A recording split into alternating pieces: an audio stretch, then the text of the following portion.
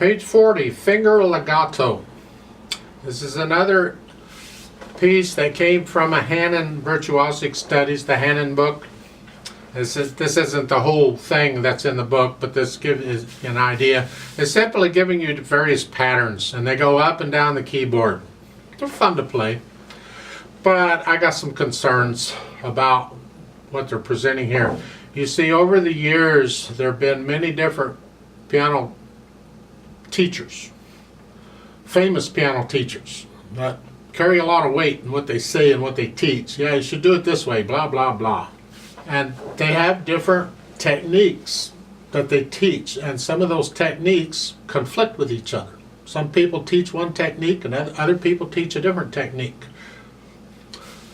Well, there was a time where you were expected to make the fingers do the work. You got to develop the fingers.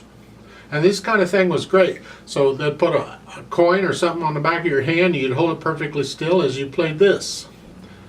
That was fine back in harpsichords and clavichords and organs and so forth. But with a modern day piano, that technique doesn't work. Just flat doesn't work.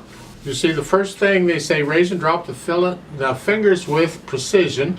I'm not sure what military precision is, but precision. And keep the hand perfectly quiet. I never keep my hand and arm perfectly quiet once I learned the technique of this weight distribution, controlled weight drop technique that I use.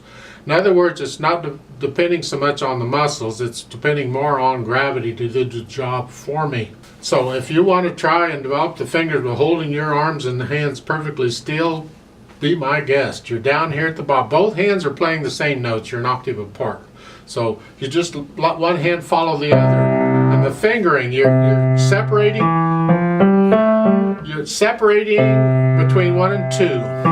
And the left hand's between 5 and 4 as you go up, and then it's reversed coming down. So it's here. And then watch this, 3. And then here. Once you get the pattern down, you don't need the music, you can just follow it.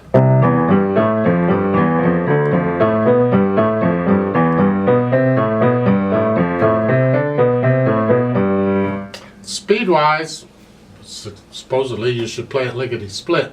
When you're learning it, you got to go super, super slow. I would prefer the technique you use to practice this kind of thing is similar to what you do in my scale videos, where you drop the wrist, and depending on how fast you're going, depends on when you drop the wrist. If I'm going really, really super slow, I'll drop the wrist on every note here. Exaggerate that because I want to feel the gravity pushing the notes down, not my fingers. I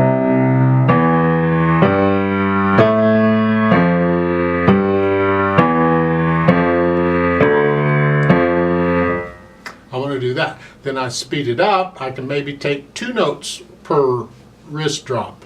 And I'm accenting these.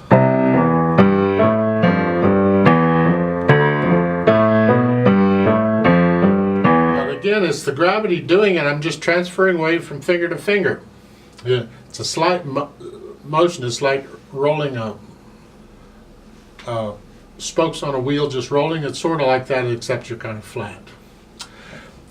Maybe eventually do 4 notes per beat. I'll drop it every 4 notes.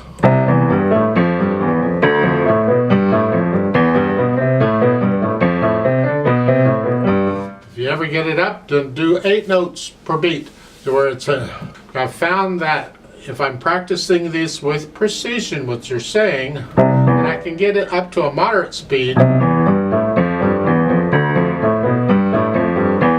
that when I need a real fast speed in a piece, it's there. I can do it. Even though I haven't really practiced these going that fast, it seems to work fine because I have the control at the slow speed. You've got to have control at the slower speeds in order to have control at the faster speeds. So practice the slower speeds. Now you have some new notes they're pointing out here for the left hand. Look at the beginning. You have a C. It's 2 ledger lines below the staff on bass clef is a C down here. And then an E is 1 ledger line. Remember the ledger lines are every other note? And then you have an F, which is the note right under the staff. And in the next measure, the D is below the first ledger line. You got to memorize those. You need to know those notes just automatic. Takes some time, but learn them. You should pretty much know all of these notes within a few octaves here of middle C, from here to here. 2 octaves above, 2 octaves down. You should instantly know the notes, whatever they are in music. If you're confused and you're still struggling with the note names, I encourage you to go back to the beginning of this book and go through it again with the videos and say all the names of the notes and the pieces. It doesn't hurt to review the pieces and the videos. Go through the lessons again. Don't be in a hurry to get through this. It doesn't work. You will notice if you look through the piece that the clef signs are changing. As again, clef signs can change anytime, anywhere, or whatever. There's no rule.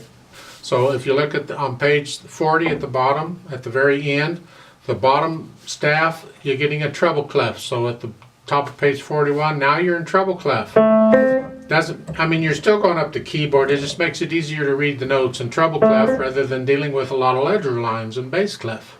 That's all. And then at the end of the first line on page 41, you get your bass clef back for the bottom. So now, and that's even the second line, first measure, you're still dealing with ledger lines. They could have waited another measure or two before they changed it, but they went ahead and changed it there. That's fine. Then in the right hand, you're starting out in bass clef. At the beginning, you're down here. And then if you'll take a look in the second line on page 40, the last measure, you went to treble clef. Now you're in treble clef. You're just going up the keyboard. Doesn't affect it. It just makes reading the notes a little easier that way. And then on page 41, when you're coming back down, you look around and it's the fourth line down in the middle of the line. There you go back to bass clef in the upper type thing. So the clef signs are changing. Now, I don't know that I need to play this with you, but I will go ahead and play it through slowly. If you want to play it with me, go right ahead. This piece is going to use this pattern we've been showing you until you get to the top of page 41. And you get up to the top. Second measure, you're up here. And instead of going up, which you could go up, you could keep going right on up the piano. Now we're going to turn around. See the double bars? They're going to turn around. Now it's here. Now you're going to skip a note coming down. So watch the here and then here. Feels a little weird. But the idea is play it all legato, all connected. There's no phrasing or anything in it. Everything is connected. And that takes you all the way back. Look at the bottom, page 41. The last measure, the last line, you're here.